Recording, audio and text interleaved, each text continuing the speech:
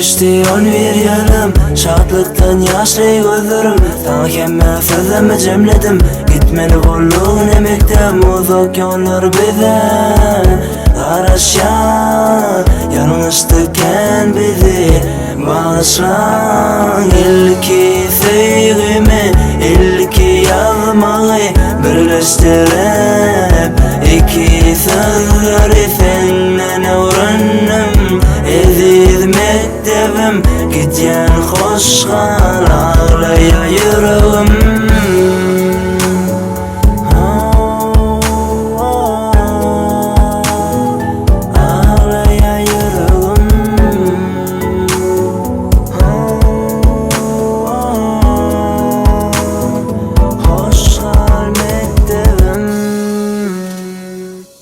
Salam etdim haber al halimden, gen bolar gözlerim ağlasa. Sen arkibinde bolarız fiyatlama, dünyalik maçağa inni bize baksana.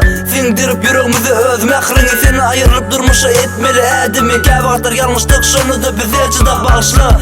Bağışla bizi mektebim içinde bir zat duygulan ya. Bir okuva bir kulluğa var ya. Bizden gitsin yüreğimde kal, eziz mektebim hoş kal. Sağ olun maya agayımna, sağ olun hemme molimlama. Siz yatların ilmidam, sizi unutmarın hiç kaçın. İlki sevgimi, ilki yazmayı birleştirip iki sözleri senden öğrendim. Eziz mektebim, gityen hoşgal, ağlaya yüreğim.